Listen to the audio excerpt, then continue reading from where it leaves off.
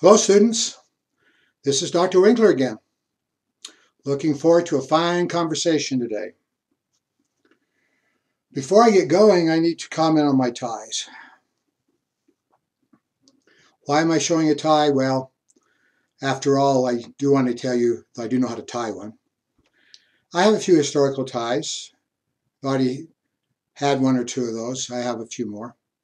One of the reasons why I have this one is George Washington. Can you see him right here? I'm a big fan of George Washington. Yeah, he owned slaves. I'm not denying that. However, he's the only one of the framers of our government that actually freed his slaves. And when he freed his slaves, just before he died, and then he died, then his wife freed the other slaves. You see, he freed his slaves, but he couldn't free his wife's slaves. When he died, she freed all of hers too. So Martha's a pretty fine lady as well. Big fan of George Washington, but he's well beyond the scope of this course. Let's go over the study guide. See, what are we on the study guide? Let me go to the top of the page. I believe we're on page 5. Let's see if I'm right. We are on page 4. You see, you can't trust old professors. We old guys, we don't know what we're talking about. So we're on page 4. And I hope you have a copy of this so you can follow up and make notes on what we're doing. Well, I'm talking about war guilt. I'm still not down to it. I'm talking about war guilt. In other words, who is actually responsible for the war itself. Remember I broke this down to what I consider to be 3 main theories. There are others. Chain of events, follow plans. Remember I said there's probably something to this. On the other hand, people do have to make decisions at any given time. Decisions to follow the plans. And obviously there are alternatives. As I was mentioning very, very early in the first lecture of this class, I was talking about I don't think historical events are predetermined. I think there's always a choice. There's always a choice of something else that could have been done. These men chose to make decisions that would lead to war. Germany's preemptive strike. That we're kind of in the middle of the discussion of that, weren't we? Germany's preemptive strike. Remember I pointed out that Germany knew that the Russians were building up their forces. In a few years, by 1917, the Russian army would be larger and more formidable than it is in 1914. If there was going to be a war, it would be to Germany's advantage to fight in 1914 rather than 1917. Of course, the German generals, the general staff, they know this. So they're a little bit more belligerent and say, well, it would be helpful if we had a war right now. Remember, I pointed this out, however, that just saying that is perhaps a better way of thinking that we can win a war does not mean that they actually started the war. That's not exactly the same thing.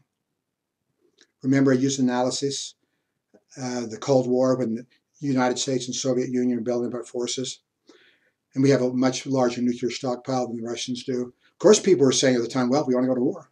It'd be a good time to do so now. But we still have all these advantages in delivery systems and weapons. Does that mean the United States went to war in the 1950s?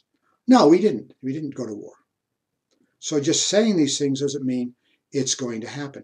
On the other hand, the fact that people are saying these things does leave us with the opinion that perhaps when the real decisions are being made, these arguments are taken into account. Is it true that the German general staff celebrated when they went to war? Some of them said, wow, let's get this going. Did they want war? Perhaps. They're willing to accept war. Not exactly the same thing as making it happen. There's some things here that are a little bit hard to explain. For example, you see, the Kaiser, remember, he gave the blank check to Serbia. So I'll do what, okay, we'll back you. You decide to do something against Serbia, we're behind you. Then what do you do? It's summertime. It's beautiful. The summer of 1914 was beautiful. Sunny, warm, very little rain, not too many cloudy days. Man, this is a great time to go out. And he did this virtually every year. He goes out in his yacht up in the North Sea. You go up in the yacht in the North Sea, and I mean, they have yacht races. I can't remember. I think his yacht won once. I'm not even sure of that. They have these yacht races. They're up there. They're enjoying a great time. And people would take a look at that and say, well, this guy's not preparing for war. He's not setting up a war council. He's being himself. He's playing games. But other people combine and say, oh, this is just a real trick by the Kaiser. It's a real trick to act like nothing's going on. Let's go up here and hide in the North Sea. Well, everything is going to progress, and that'll make it look like you didn't make the decision. I find a hard time to believe that the Kaiser is actually hiding out of there and not making decisions. Let's take this into consideration. When Austria gave Serbia the ultimatum on July 23rd, and the Kaiser a day or two later was given a copy of this, he looked at this, wow, he kind of wrote in the margin, this means there isn't going to be a war. Now, obviously, he did not foresee the fact that Serbia would not acquiesce to the most important part of this 10-point ultimatum. But if he's writing in the margin, well, wow, I'm glad there's not going to be a war between Austria and Serbia. It's very hard to make an argument, is it not, that he's preparing for war and he wants war.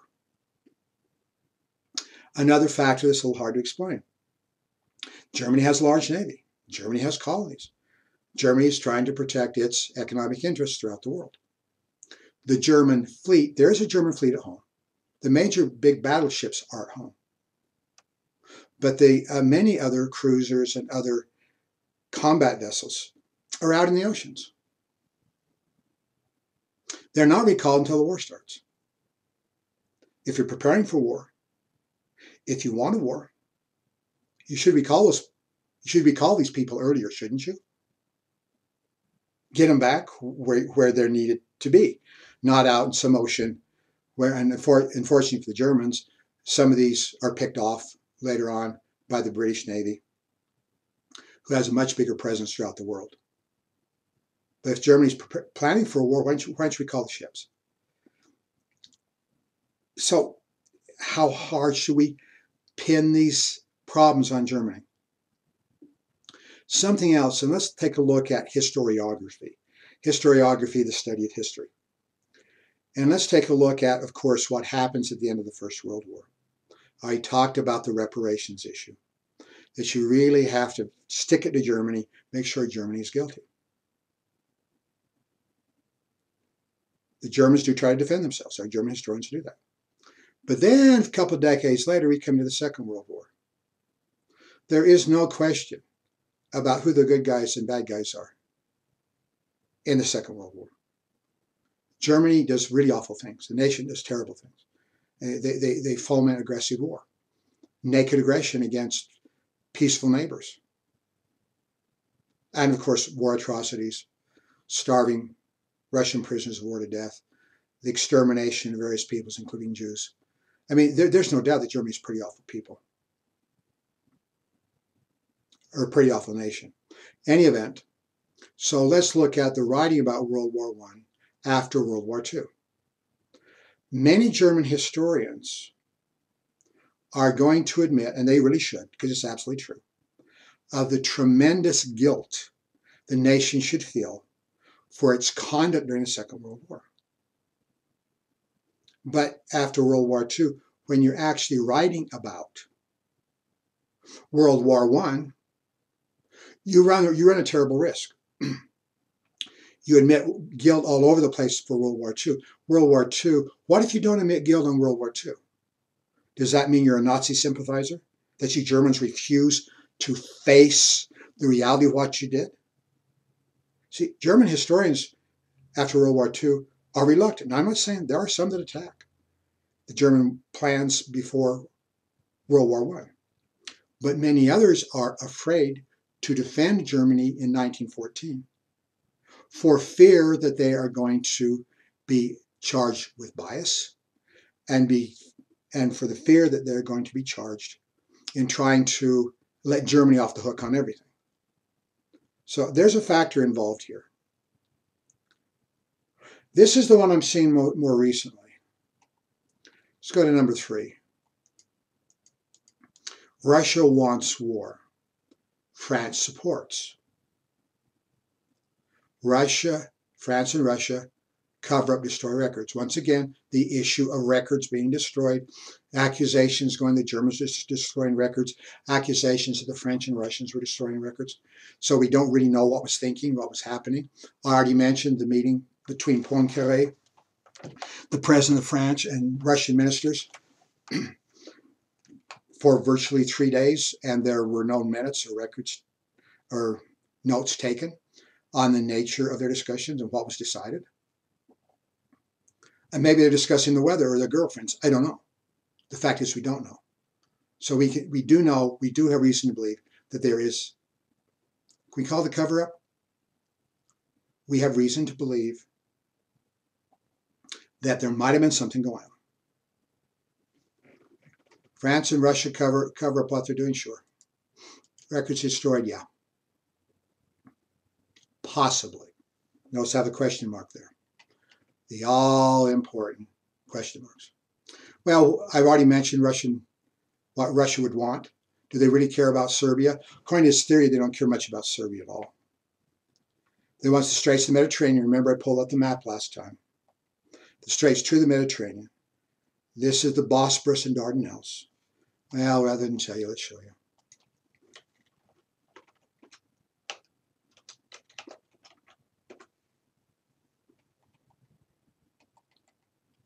It's going to work.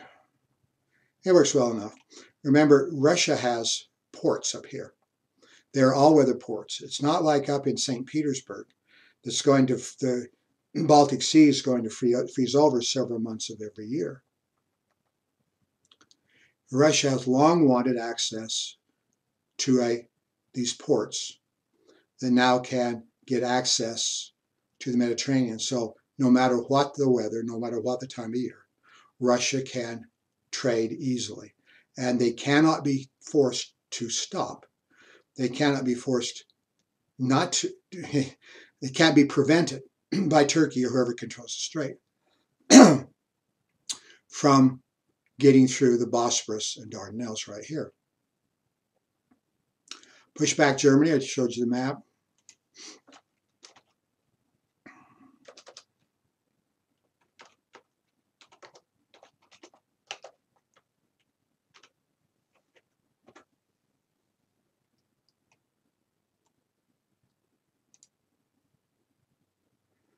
I think this is the one I used before, and I showed you this already, that East Prussia and Galicia, this part of Austria right here, it's kind of sticking out into Russia, into territory. So being able to push back the Germans and the Austrians right here would be some advantage as far as the western frontier, the western border of Russia would be concerned. And remember, Maturity argued that Russia does have an ability, fear of being destabilized. By that I mean, remember, after they got beat by Japan in 1905, that they would have major uprisings. You're running that risk again, but if it's a quick war and a easy victory, then you can say maybe all the dissidents all over Russia would say, in the love of Mother Russia, in the love of patriotism, would be less of a problem. Remember, I made a big deal about this, saying this is a very bad bet. Nonetheless, that is the argument. Push back Germany and Austria from borders.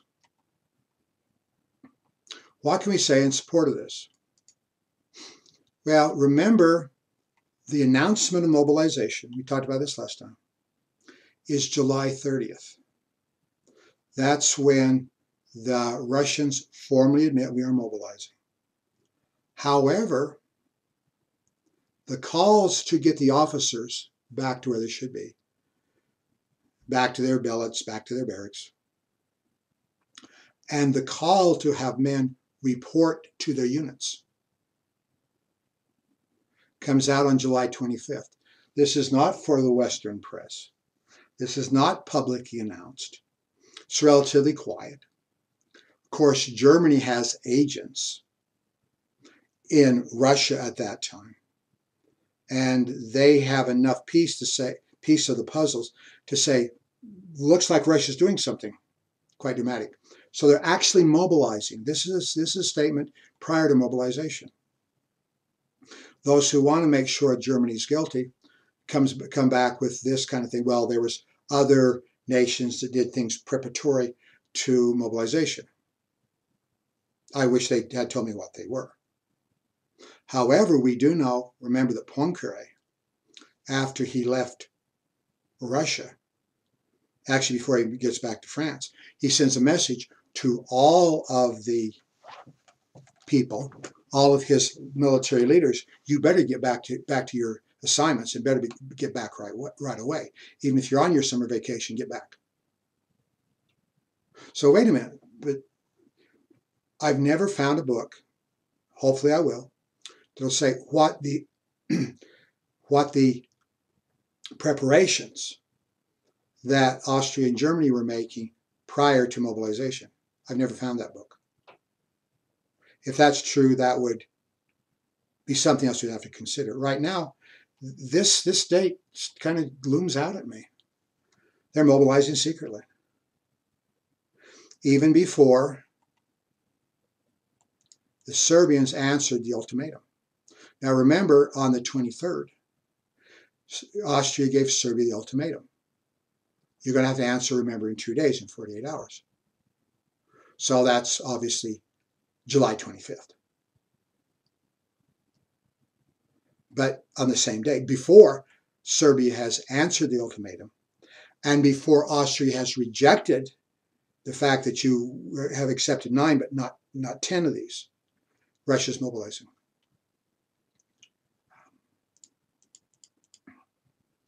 Russia knows Germany will look at the situation here and look at the ally, which is right across here, and say, oh, they're going to strike. So the idea is that Germany will strike first. I have no's here. Well, I guess they knew. Can we say they strongly believed that Germany will strike? Because they're backed into a corner. So they will strike first, which makes the Germans look guilty, because it's the Germans who cross the borders. It's not my purpose to discuss every book, but sometimes a understanding of this is hard to reach because of the nature of the discussion. At the end of the First World War, an American historian, Sidney Fay, wrote a very important 2-volume work on the background and causes of the First World War. Very good book. Very good books, 2 volumes. I've read them. The second volume is what really attracted my attention. The first volume, in background and economic rivalries, which I can get other places. I want to see his main argument. His argument was essentially this. In fact, we would go back to the argument that it was not Germany's fault. Germany's backed into a corner. Germany doesn't know what else to do. Germany's trapped. And Germany knows that it cannot win a lengthy war on 2 fronts. So it's going to have to strike now. Essentially, it excuses what Germany did. It's a good argument. Book's well worth reading. Now, other historians, of course, disagree. I remember reading another historian who just simply called Fay names. He simply says, oh, Fay's a German lover. To me, that's an academic cheap shot. If you don't like his arguments, counter his arguments. Write your own book. Don't just call them names. I'd like to say that academicians, professors, are very high-minded and they don't go in for the low blow. Well, but they do. One of my interests, I have numerous interests, is Abraham Lincoln. And there was a book. There's a man who wrote a book in the 1920s who didn't like Lincoln. It's a negative on him. Rather than giving him the benefit of every doubt, he gives him the benefit of no doubt. I read another book. I read a lot of books on Abraham Lincoln. The author of this book referred to this other book and said, oh, this man's a Lincoln hater. Well, dismiss his arguments. Write your book tearing him apart. Do you call him names? Something else becomes more challenging here. And one thing I haven't already done in these three main arguments is talk about Austrian duplicity. Yeah, they're going to fight Serbia. But in fighting Serbia, does that mean that they're going to cause everything else? There's the theories to that effect. However, in looking at the guilt, if you will, of Austria, there were Serbian officials, people high up in the know, who actually at the end of the war, 1920s, were writing articles stating that, yeah, we knew that there was going to be an assassination. We didn't exactly know how it was going to take place, but knew there was going to be an assassination attempt, and maybe implying, even almost stating, that they would in fact should have done something. They knew something. Can we say that's acting a little bit more like Serbian duplicity? When he started publishing these articles, he was attacked. You are a traitor. You are a traitor to the state of Serbia. You are a traitor because you are attacking our nation. And of course, you get those kind of situations and you're going to shut up. At least in one case, it's possible that information was withheld simply because people didn't want to take the heat for it. Even more than 100 years after the war, people are still talking in nationalist terms. Our nation had to be right, even 100 years ago. We can't admit to a mistake if a mistake was made. Some other things here, and this is just kind of what happened. You see, the First Lord of the Admiralty in Britain is Winston Churchill. The First Lord of the Admiralty, therefore, is responsible for the navies. And there's a reservist system in the British Navy where you call people out, usually in the summertime. The weather's better. It's about the time a lot of people are on vacation anyway.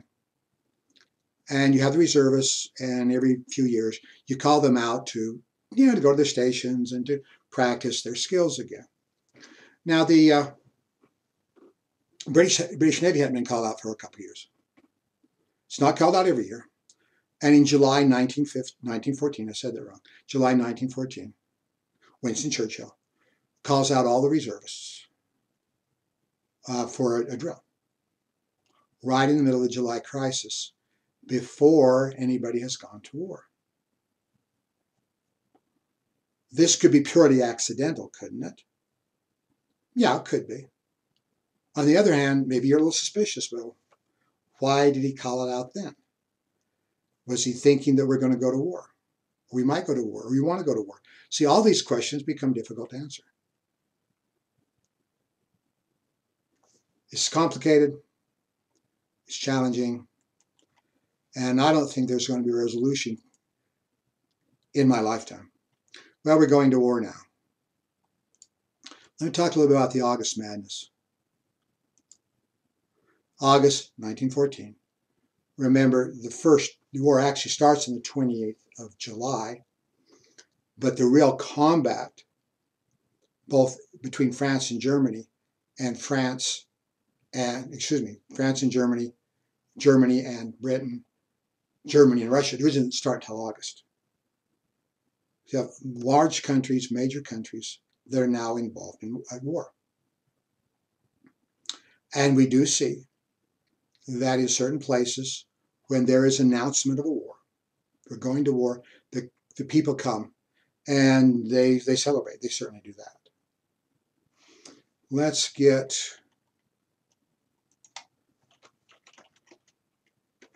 see if I can get some images here. I'm sure some of these are quite famous images. This is one of my favorites right here. These are Frenchmen. They're marching off to the front. These are attractive young women, as you can see, running out, congratulating these men. See this woman's reaching out her hand to that man. And there were women that, came out to the guys and threw their arms around them, gave them a nice big kiss on the way to the front. Now, everybody wants to be kissed by pretty girls. No doubt about this at all. So there is an attempt to interpret what's happening here as the joy of going to war. The nations want to go to war. Everybody's happy and pleased. We get this justification. We're all going to go to war. Yeah, this did happen. On the other hand, I'm going to argue that it's exaggerated. You see, if somebody from your hometown, and this is very, very frequent, you call out the reservists. These are people from down the lane and the guys you used to know in high school, across the fields, and you're called out. You can run out and say, oh, we were friends. Maybe they were girlfriends and boyfriends. I don't know that. But if we were friends, and let's go out and let's cheer you on. You're wonderful people. Are you cheering the war or are you cheering the people? You see, that's not exactly the same thing, is it? Not everybody has a radio at their home. Commercial radio, remember I already mentioned, doesn't really come until the 1920s. So how are you going to get information? One of the ways you are going to get information is to go down to the post office that has radios, or down to the newspaper that has radio hookups. So they're getting information. You want to sit out in your part of town and wait to hear something in the press tomorrow? You want to sit out on your farm? Or do you want to go downtown where you can get information directly? So you see crowds coming in.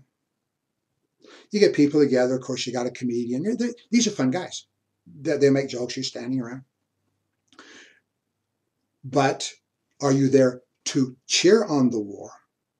Are you there out of interest in the war? And see, those aren't exactly the same thing. There are times when the men sing songs when they're marching off to the trenches. This is going to be true of the British even at a much later date. But after you've been engaged in combat, you don't sing anymore on the way to the trenches. I remember very well watching old newsreels of men being sent off to World War II. And you will find people, trying to hug your son goodbye, and grown men, middle-aged men, send their sons to the service, ball in their eyes. I don't see as much of that here. People do believe the war will be quick. People do believe it'll get over rapidly. But let's at least cheer our men on, our boys on. One study I read on this, which I thought was very helpful, in taking examination, this is examination of Germany. You take an examination of Germany, and yes, there are crowds. One of the more famous, there's a photograph of Adolf Hitler. Can I get him up here? In Bavaria, which is the southern part of Germany. Here's Hitler. In the crowd. Can I get a bigger shot of that? Probably not. Yeah, not terribly good. We believe this is Adolf Hitler in this big crowd. He's got a big cheesy grin on his face. And we have crowds there. Maybe some of them are cheering for the war. Maybe some of them are just simply waiting for the announcement to see what's coming down. However, according to the study, more Germans protested against the war. Not everybody's coming, wait a minute, I can send my son off. Not everybody's coming down to say, look, we want this war. In fact, a lot of Germans are coming down and saying, we don't want this war. Remember, more Germans protest the war than are actually celebrating. I want to see similar studies done in Britain. I want to see similar studies done in France to see how widespread this is. March Madness, I think, is something of exaggeration. Well, before we get off this topic entirely, do I have a take on the desire of these people to go to war and the various arguments and chain of events? I hope I've been fair in talking about the strengths and the weaknesses of the various arguments. However, there's one thing that I really want to point out. Some people want war or are willing to accept war. Some people don't want war. So how do we end up in war? My 2 bits is this. However you want to look at all the possibilities of people making decisions or deciding what's the best interest of their nation, there is obviously a willingness to accept war as a viable alternative to the crisis and whatever else is going on. Let me repeat that. There's a willingness to accept war. People have forgotten how awful war is. Let me take a shot at historians. Let me take a shot at people in my profession. We read a lot about the Napoleonic Wars. And the Napoleonic Wars, remember, the Napoleonic Wars ended in 1815. There's no human being alive in Europe that was old enough to remember the war itself. So it's kind of gone back into legend, shall we say, or to history books. Of course, there are paintings made. There's no photography in 1815, but there are paintings made about the glory of war and Napoleon standing in front of these men. And there are some fun paintings of him going over the Alps on a bucking horse to show his manliness and his courage. We're glorifying war. Rather than looking at the human cost, we're looking at it at the point of glory. Let's go pick on the Americans while I'm at it. We have the American Civil War. The American Civil War is an awful experience, horrific. I already mentioned hundreds of thousands of dead, human suffering on a vast scale, the destruction of states. Georgia, South Carolina, the Shenandoah Valley of Virginia are literally torched, literally burned, leading to a lot of illness, suffering, not just among the troops, but civilian populations as well.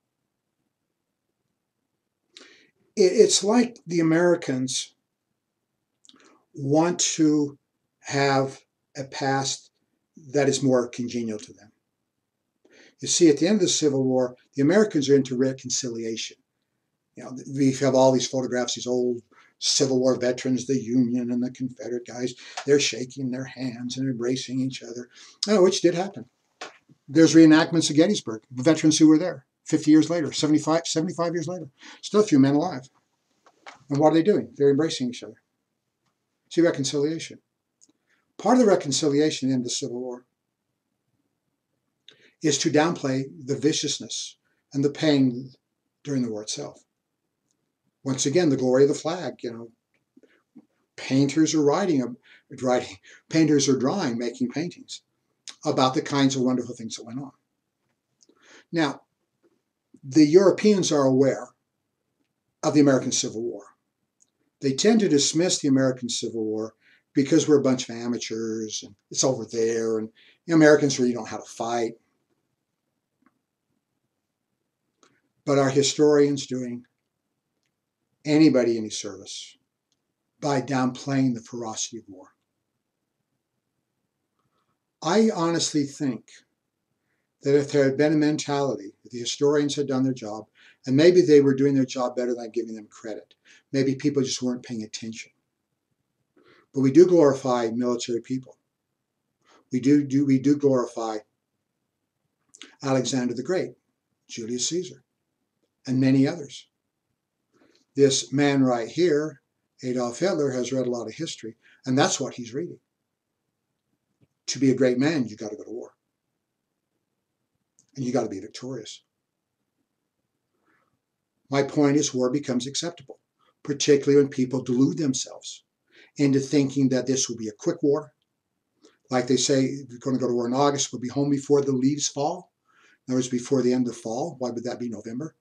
Other people saying we'll be home for Christmas. Of course, men are going to be killed. Everybody knows that. But the cost will be acceptable because we'll have glory. Why did not the Warsaw Pact and NATO after the Second World War go to war? Why do we have this big blow up? There's problems. We do fight in Korea. We do fight in Vietnam. We are facing each other in Germany as well as other places, gun to gun, tank to tank, aircraft to aircraft. Why don't we have a war? There are provocations. There are crises. I already mentioned a couple of these. We don't want war.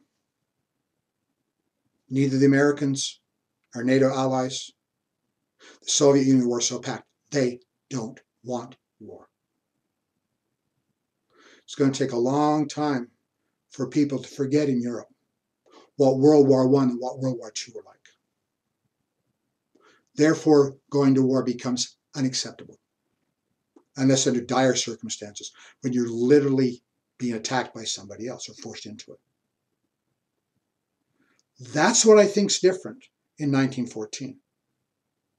There's a willingness to accept war on circumstances that, shall we say, at least in retrospect, become somewhat questionable. If you don't want war, maybe they would have made different decisions. Well, let's get into the actual fighting itself in just a minute, but we got to talk about war plans. Remember earlier I talked about Karl von Clausewitz, the great German military theorist? And I gave you one of the more famous quotes from him. War is a continuation of politics by other means. That's the one I wanted to discuss. He said a lot of things which are very, very, very insightful. And one of the things he said, this is not a direct quote, but this is essentially what he was saying. The war plans fall apart when the fighting begins. You can pull out a map and look at the possibility of what might happen. But when you're engaged, something very different might turn up. In fact, it is going to happen. Your assumptions, more often than not, are going to be either misdirected or shall we say, in need of changing. The various nations like to hold what we call war games. You have force assessment. This is what we have. This is what our enemy has. These are what we think we can accomplish with this. And this is what we think our adversaries or enemies can accomplish with what they have. You play the war games, you play out the scenario. I haven't seen this done for a long time, but when I was in college and kid, we had war games. Say, oh, here, let's remember one of my roommates, Utah State. Let's fight the Russian front. Big. We actually settled on the Battle of Kursk in 1943, and we moved it around. I can't even remember who won. I can't remember which side I was on. I can't remember if it was German or Russian.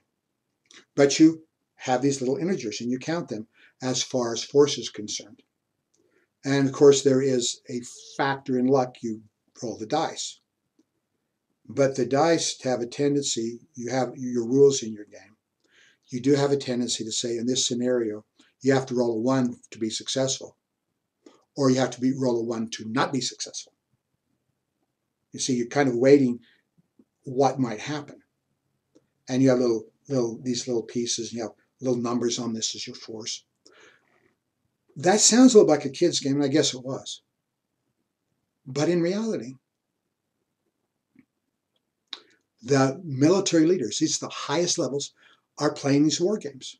Now, I'm not going to say it's a bad idea. I'm going to say they can be very insightful. On the other hand, I'm going to say that it's very easy to stack this. Let me say that right. To stack the game for yourself.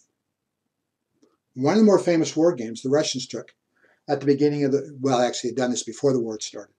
And they looked at various scenarios as far as them engaging the Germans in East Prussia at the beginning of the war. And there's going to be engagements here. Well, it's been fighting all along here for several years, until 1918. They make these war games, and they're going to beat the Germans. As you well know, that it's the Germans who beat the Russians. Can we say, not just in the case of Russia, Germany and other countries as well, including France, they're going to have a pie-in-the-sky interpretation, where the situation is going to work out for them, or so they think. And the reality is quite different. Let's take a look at France. France's Plan 17. Remember the areas that Germany holds that took from France in the Franco-Prussian War. And that is Alsace-Lorraine, or Alsace-Lorraine, however you want to pronounce that. Direct assault. You're going to come in and hit the Germans essentially at their southern end and in their center. And you're going to direct assault, you're going to break the German lines, you're going to go on to Berlin. If we were meeting in person, which is a lot of fun, I would ask my students a really stupid question. I say, okay, the plan that's in operation by the French in the First World War, at the beginning of the First World War, is Plan 17, which supersedes what plan? Of course, the students are all very bright and they raise their hand and say, it supersedes or replaces Plan 16. Bingo. What's wrong with Plan 16? Plan 16 is a little bit too defensive.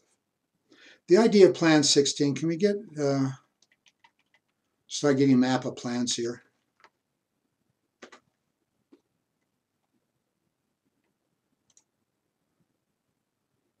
Okay. Plan, see the blue here is France. The Plan 16 involves compromising Belgian neutrality. Now they hope, as do the Germans hope in 1914, that the Belgians will allow them to cross Belgian territory without any problem. Of course, no one knows that's going to happen or not. Plan 16 actually has the anchor of the French army in Belgium. So you have French troops in Belgium to defend against the Germans. What's wrong with this, at least according to many military planners, French military planners, it's too defensive. We want to have a more offensive standpoint. What they think, this is essentially a breakthrough plan. Let's break through and then figure out what we're going to do next. Yeah, eventually we're going to fight all the way to Berlin. Right now we're going to break the front. We're going to take back Alsace-Lorraine. And then we're going to defeat the Germans by, well, we'll figure it out as we go along. Now that might sound too simplistic or maybe even a little naive. However, sometimes that does work. Let's jump ahead to 1940, when the Germans are invading France. They break the French lines. They're very successful. What was their plan to win? Break through and then figure out what you do next. They broke through, figure out what they did next, and then use those plans to completely defeat France in like 6 weeks. You don't have to have these big end games. However, how does France say it's going to work? Around the turn of the century, 1900, the French War College is dominated by the man by the name of Ferdinand Foch. When the war breaks out, Ferdinand Foch is going to be a corps commander for France. Later on, he's going to be an army commander. In 1918, we'll come back to this later, Ferdinand Foch is actually given command of all troops. That includes France and Britain, to control the entire Western Front from the Allied side. So he's a man on the make. Ferdinand Foch is often viewed as one of the most original military thinkers of his time. He writes books and articles saying that we are going in the wrong direction. You see, in the Franco-Prussian War, when the Germans, led by the Prussians, beat France, France is standing in a number of defensive positions. Sedan is one of the more famous ones, where the Germans simply come around them, surround them, and force them to surrender. Starting right after the Franco-Prussian War, the French start doing this again. Now the boundary has changed because Alsace and Lorraine are now part of Germany. So you come down to what the border is then, and you fortify heavily. When we talk about the Battle of Verdun, I want you to remember this, because Verdun is one of the positions that is going to be very heavily fortified. What do I mean by that? It's big concrete fortresses, elaborate trench systems. That's heavy fortification. Is that going to work? Well, it's going to make a very, very big difference in the Battle of Verdun in 1916. But Foch essentially gets everybody thinking in a different direction. If we look at the history of France, France was defeated in the Franco-Prussian War because they stood on the defense. If we look back at the history of France, let's go back to Napoleonics. You go back to Napoleon, we'll find very, very often that the French stood and attacked their enemies to be victorious. You're not just sitting back here in fortresses in the Napoleonic era. You're going out and actively fighting the enemy. You're actively engaging them, and you're winning by assault. Is that not a better way of looking at the French mentality? Don't stand on the defensive. Let's be offensive. Part of this statement of Plan 17 is whatever the circumstances, the army will advance. Whatever the circumstances, the army will advance. You've lost your flanks. You're being surrounded. Attack. You're outmanned, outnumbered, outgunned. Attack. You see, France knows that it has the magnificent French 75. However, the magnificent French 75 does not mean the Germans have the ability or do not have the ability to use their rapid-fire guns as well. The difference is this. The French army, the Frenchmen, the French combat troop is superior to the German. All you have to do with your great courage is press the issue on the Germans. The Germans will lose heart, they'll lose courage, and they will run. Remember, the Germans have Mauser rifles. They have machine guns. They don't have the magnificent French 75, but they have a pretty good German 77. You're going to bust through those kind of people? What if they don't run? Oh, but they will. They'll run. Foch and his entourage, if you will, essentially argues this, that if you have the Germans here and you have the French here, the Germans can fire a certain rate of fire, a certain number of rounds at a certain distance, and they'll hit a certain number of Frenchmen. Will the Frenchmen suffer? Yes, they will. We have casualties. Yes, you're going to have heavy casualties. But all you have to do is continue to press. Yeah, you have your fire. You're going to fire back at them. Continue to press, and the Germans will break.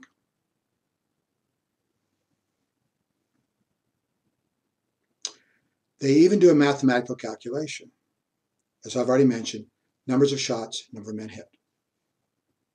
They make a problem with their calculation, however. It's like the Germans are standing up. Now, if you're under fire by the French 75 or German high-powered rifles, you're going to stand up and take it? No, you're going to lay down. Because you don't have to stand up to fire. When you're using the Mauser rifle, you lay on the ground, you work that bolt, man, you're in pretty good shape. So rather than saying a man is, 5'8", a little taller because he's got hobnail boots on, got a little helmet. Rather than saying a man is that height, you have that same man laying down, what is he, a foot and a half, something like that. So your ability to hit a target laying down is much less clear than when standing up. So even their mathematical models, which like the Russian war games, which they tend to change the integers to favor them, in fact is quite flawed as far as the French are concerned. The tactical doctrine of Elan, roughly translated, that is dash, rush, which really means, in a tactical sense, it's movement and assault. The Germans will break. We as Frenchmen, having more courage and more determination, will win the battle. This actually becomes an important tactical doctrine. Remember, it starts out at the French War College, but it actually infuses all the ranks. For almost 15 years, 2 decades before the war, you really want to buy into this. Let's say you are a young officer, you're a lieutenant, you're a captain. You want to move up to senior positions. You're going to have to buy into this because that's what everybody says. You're going to have to tell your superiors, by the way, Colonel, General, I'm going to do this. I'm going to make sure that I assault. I'm going to make sure that I'm doing my job. You get promotions. While, can we say, the vast majority, the heavy majority of officers in the French Army buy into this. There is also a small group of men that don't. They say, wait a minute, let's look at the models, let's look at the weaponry. This might not work, or it's not going to work. Even if it does work, the casualty levels will be heavy, and sometimes the losses will be unacceptable. What happens to them? If you buy into this, you become division commander, corps commander. You move up. If you don't buy in, well, you're not aggressive enough. You're not patriotic enough. You're not courageous enough. What are you doing in the French officer corps anyway if you can't act like a man? And your promotions are slow. And you don't achieve the higher levels. By the time you get in the First World War, the men who have bought into this are your higher up officers. The men who have not tend to be lower. Battalion commander, company commander. Even though you've been in the service for a long time, they don't move up. I'm picking on the French here because this helps us understand Plan 17. I'm not going to say that the Germans, however, are completely clean of this idea either. Even the Americans, we're way on the other side of the Atlantic. When the AEF, the American Expeditionary Force, starts arriving in France in 1917, we're not large in numbers till 1918, start arriving in France in 1917, the leader of the AEF, the American Expeditionary Force, is John Joseph Pershing. And John Joseph Pershing is telling his men that whatever the situation, if you're pressed, whatever, attack. So I'm sorry, I'm picking on France because they make a big deal over this. But I'm not going to say the other nations are immune to this either. It's defeatist if you stand back, does it not? Well, let's take a look at how one of the reasons why the French are able to press this.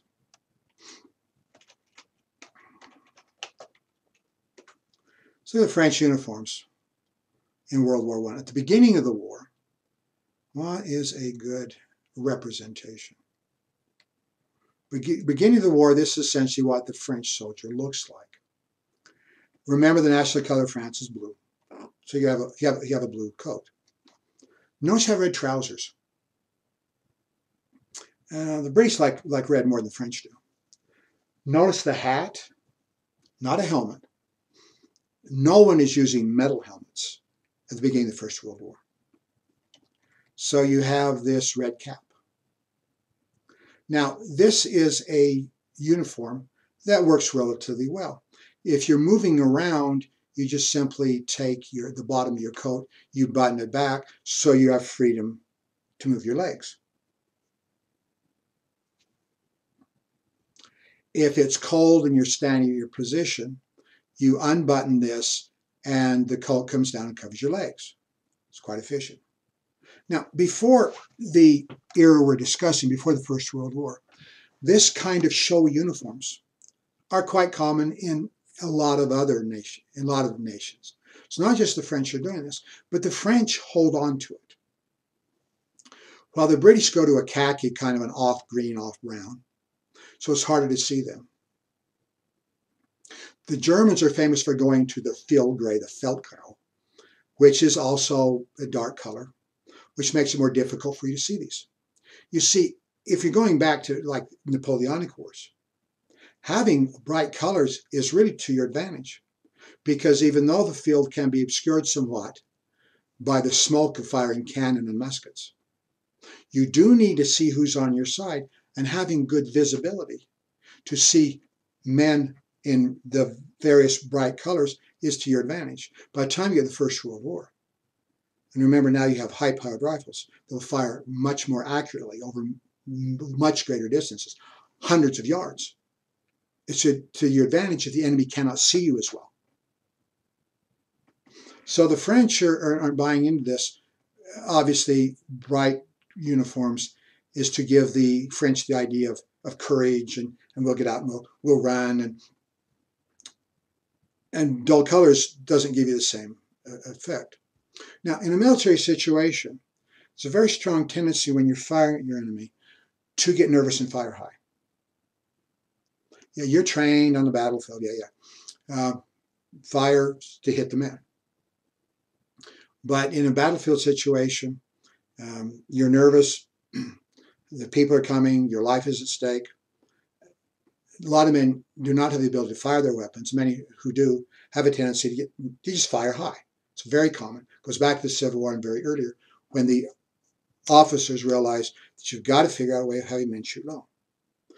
When the Germans were fighting the French, they tell them, aim at the trousers, aim at the red.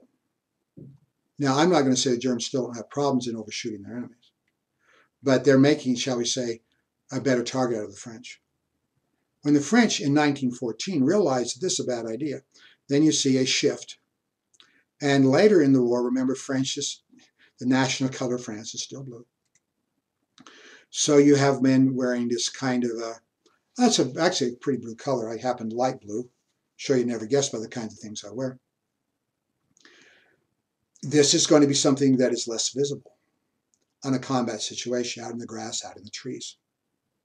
So this is a certain advantage. The French do not recognize this as early as other countries do.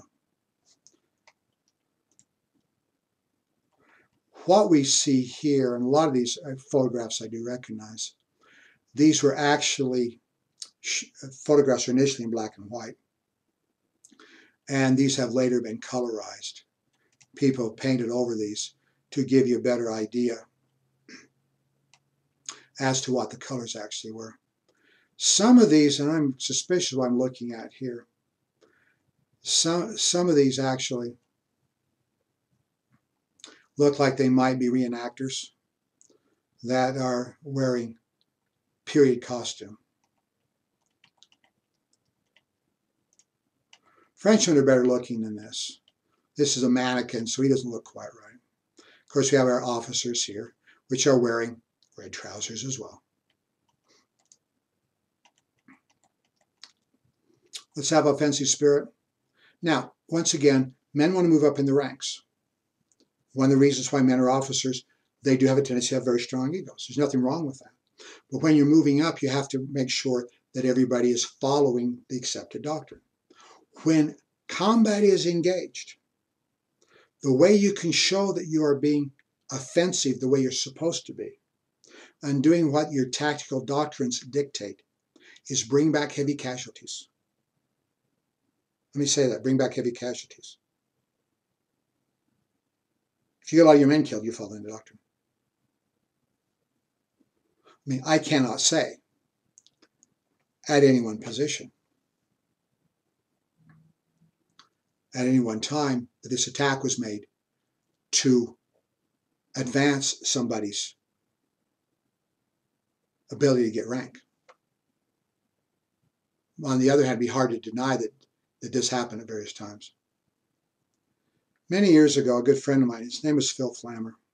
He's a military historian. He wrote a very, very good book on the Lafayette Escadrille, which I read and very much enjoyed, dealing with the American flyers who were volunteers who volunteered to fly combat missions for France during the First World War before the United States became involved.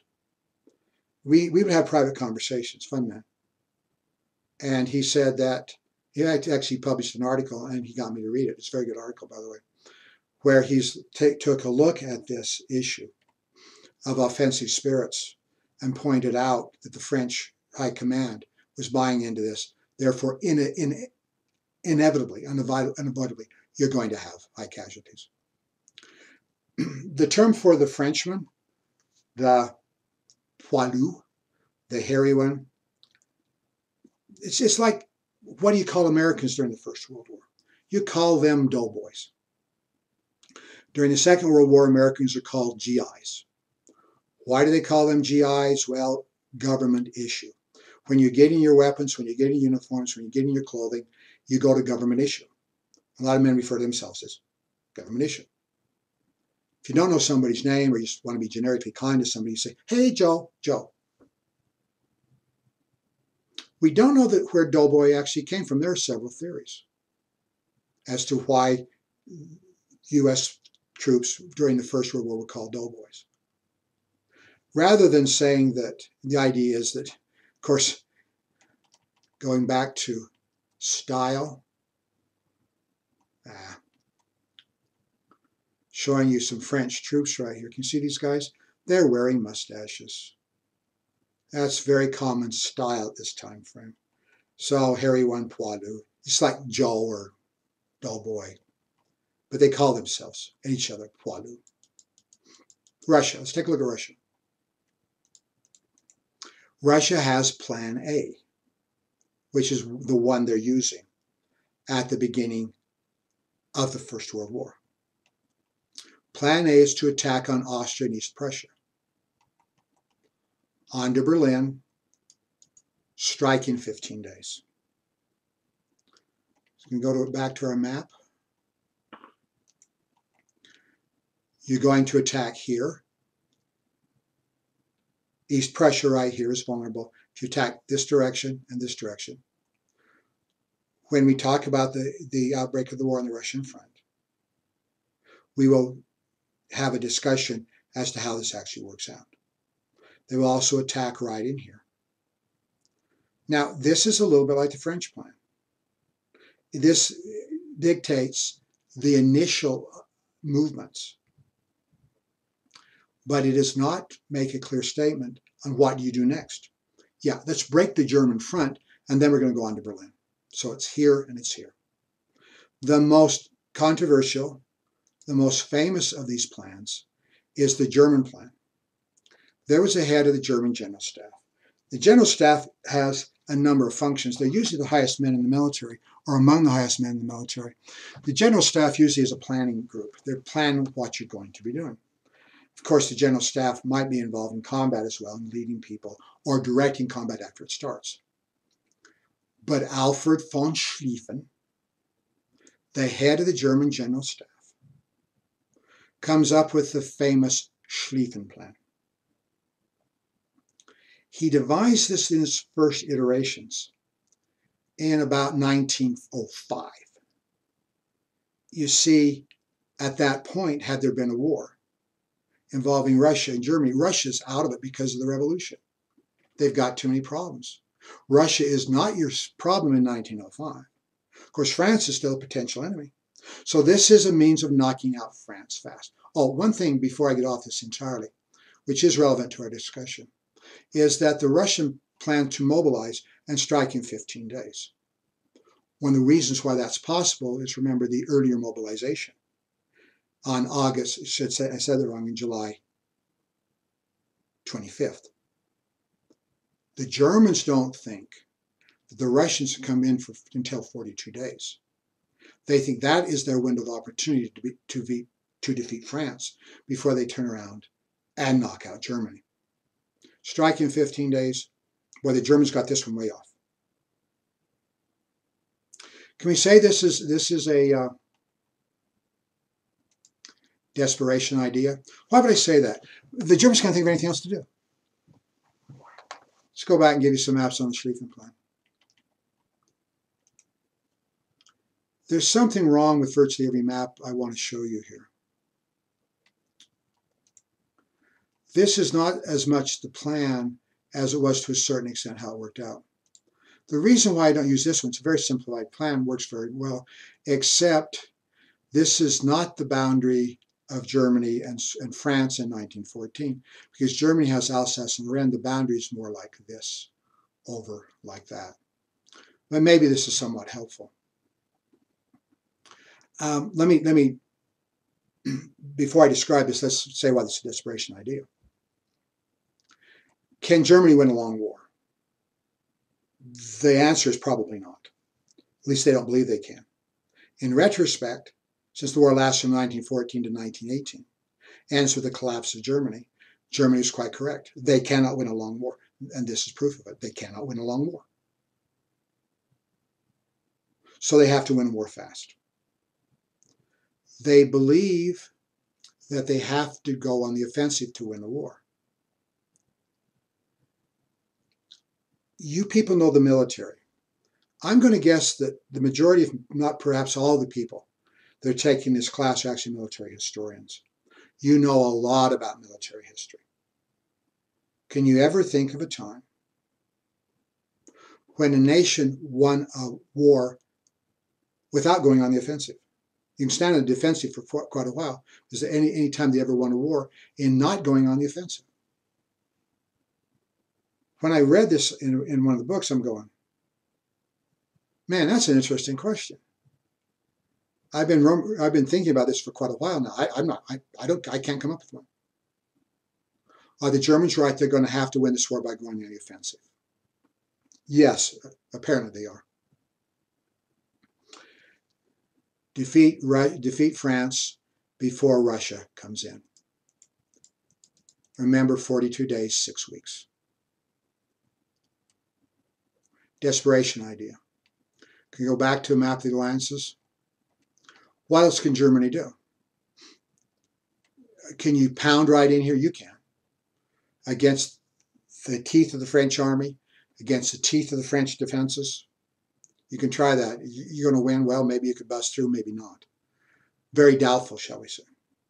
Can you wheel through Switzerland? Switzerland, shall we say, per square kilometer, actually has more combat troops on it than any other nation in Europe. The Swiss aren't going to be an easy nut to crack. Not only this, you've got to cross the Rhine River. The Rhine River runs right through here, and it forms the border between Switzerland and Germany on its northern border right here.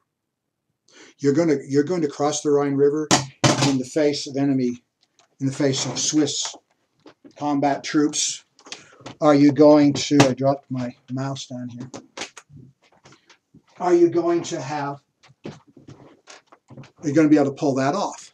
Of course, Switzerland has topographical features that are really quite remarkable. In other words, they got the Alps. It can't work down there. The Swiss are just too strong. They have too good of a defensive position. So you can't go through the south. You can't go through the middle. Go through the north. Go through the Low Countries. So the idea is this.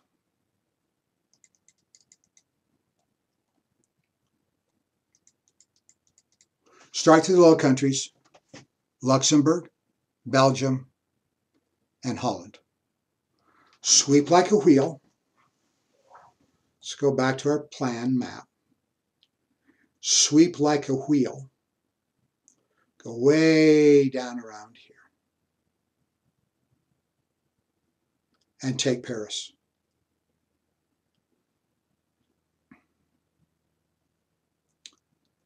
The idea here is, remember, the men are going to have to march 20 to 30 miles a day. Why take Paris? Well, it's the capital city. It's the largest city. It's a manufacturing center. Can we say it's the heart of the nation of France? Yeah, you can say all those things. Something else we should not overlook is it's also an important communication center. Because, let's get a map of France up here.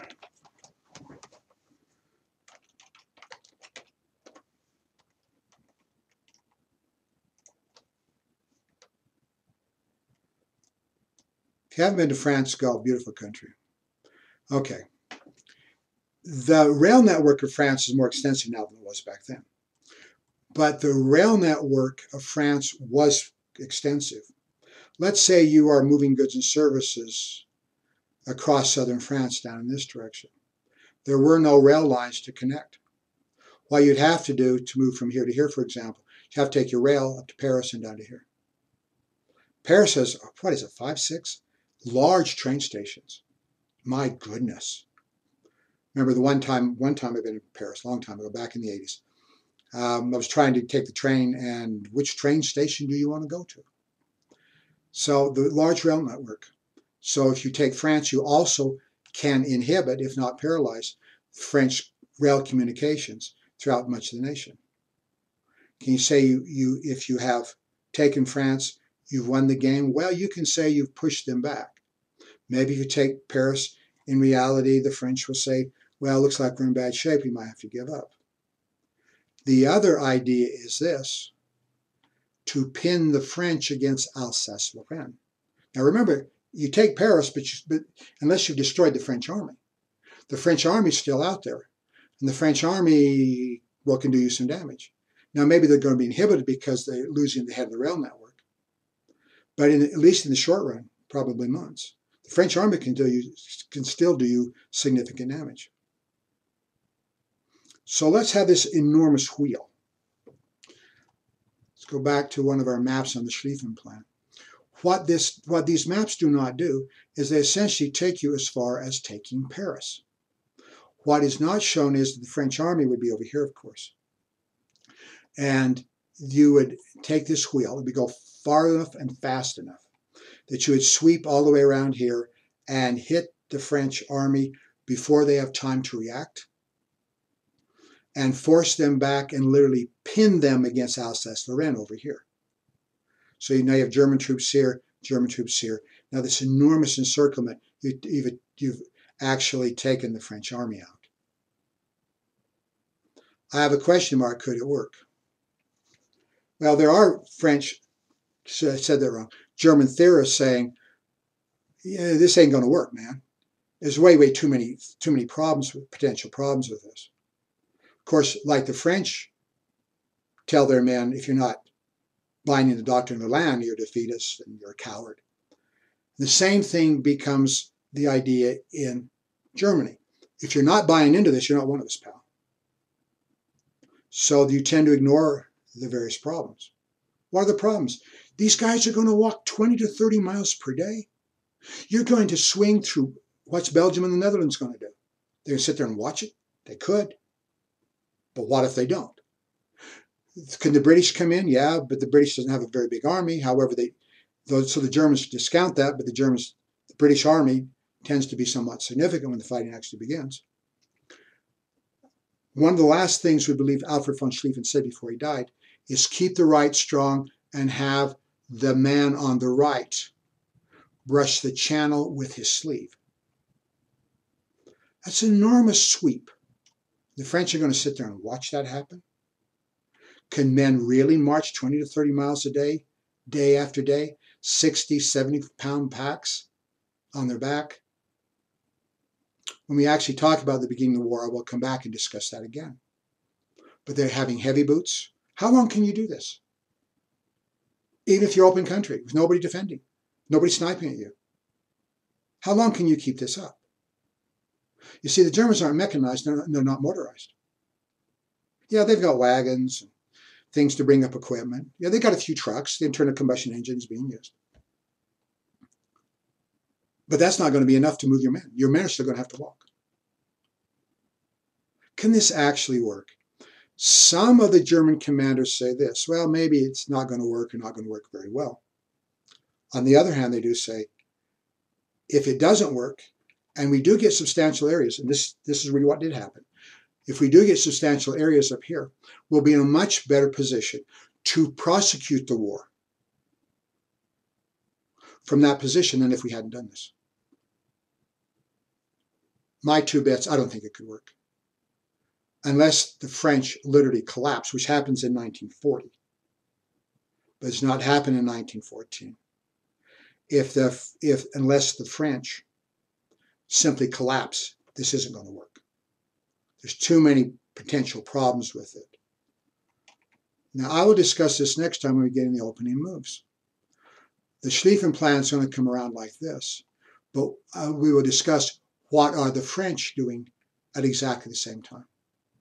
In the meantime, we will discuss this. My two bits is, as far as I'm concerned, all of these plans and doctrines leave something to be desired.